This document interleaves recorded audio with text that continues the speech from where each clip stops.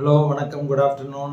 இன்னைக்கு ஜூன் 19 2026 வாரத்தின் கடைசி நாள், வெள்ளிக்கிழமை. Right now about 2:45 time. Market is going to close in another 45 minutes. Right now வந்து பார்த்தீங்கன்னா மார்க்கெட் ப்ராடர் மார்க்கெட் ஜென்ரலாக நிஃப்டி 50 வந்து பார்த்தீங்கன்னா நெகட்டிவில் இருக்குது 0.8%. Nifty small cap 0.25% positive. Nifty mid cap flattish 0.04% up. பெரிய அடி வந்து நிஃப்டி ஐடி கிட்டத்தட்ட 4.5% அடி, -4.5% நிஃப்டி ஐடி. மார்னிங்லாம் 5.5% டவுனெல்லாம் போச்சு. ஸோ இதுதான் அந்த ஐடி இண்டெக்ஸ் டவுன் தான் இன்றைக்கி மார்க்கெட் வீழ்ச்சிக்கு முக்கிய காரணம். என்னென்னு வந்து பார்த்திங்கன்னா, யூஎஸில் லிஸ்ட் ஆகி உள்ள அக்சென்ச்சர் அப்படிங்கிற ஐடி நிறுவனம் வந்து தனது நிதியறிக்கையை வெளியிட்டது. ஸோ ஃபினான்ஷியல்ஸை வெளியிடையில் அவங்க வந்து அவங்களுடைய க்ரோத் கைடன்ஸை, ஃப்யூச்சர் க்ரோத் கைடன்ஸை வந்து லோயர் பண்ணியிருக்காங்க, குறைச்சிருக்காங்க.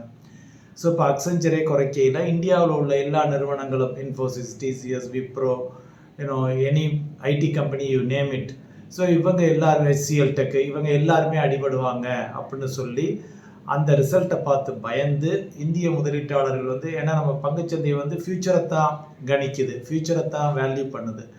ஸோ இந்தியாவில் ஃப்யூச்சரில் இவங்களுக்கும் பிஸ்னஸ் எல்லாம் அடிபடும், இவங்களுக்கும் ரெவென்யூ க்ரோத்து ஸ்லோயராக இருக்கும், ரொம்ப ஸ்லோ டவுன் ஆகும் அப்படின்னு சொல்லிட்டு இந்தியன் ஐடி நிறுவனங்களை பூரா அடிச்சிருக்காங்க. ஸோ ஐடி இண்டெக்ஸே -4.5% தான் பார்த்துக்கோங்க. மார்னிங் 5.5% இருந்துச்சு, இப்போ கொஞ்சம் ஸ்லைட்லி ரெக்கவர் ஆகிருக்கு. So that is the major reason for market downturn today. In addition to that, global indices slightly down. Plus நான் 5 நாளாக ஒரு ப்ராஃபிட்டில் ஓடிக்கிட்டு இருந்த, 4-5 நாளாக ப்ராஃபிட்லேயே போயிட்டு இருந்தது வந்து இன்றைக்கி வந்து ஒரு ப்ராஃபிட் புக்கிங்கும் நடக்கும். நிறைய பேர் ஏதாவது ஒரு ரீசன் வச்சு பண்ணோன்னா அது இதை வச்சு பண்ணுவாங்க. ஜியோ பொலிட்டிக்கல் சைடில் வந்து இஸ்ரேல், ஹெஸ்புல்லா, அந்த ஃபைட்டிங், இன்டென்ஸ் ஃபைட்டிங் அது போய்கிட்டு இருக்கு ஒரு பக்கம்.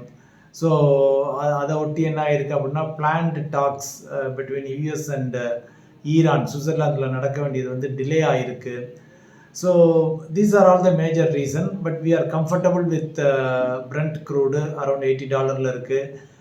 ருப்பி, டாலர் ருப்பி வந்து 94.44 approximately அந்த ரேஞ்சில் இருக்குது. ஸோ அந்த ஃப்ரண்ட்லாம் we are comfortable. So main reason வந்து இதுதான், ஐடி இண்டெக்ஸ் அடினால தான். So hope things recover and get back to normalcy. Even if not, we are a diversified economy, so nothing to worry. See you in another video. Bye.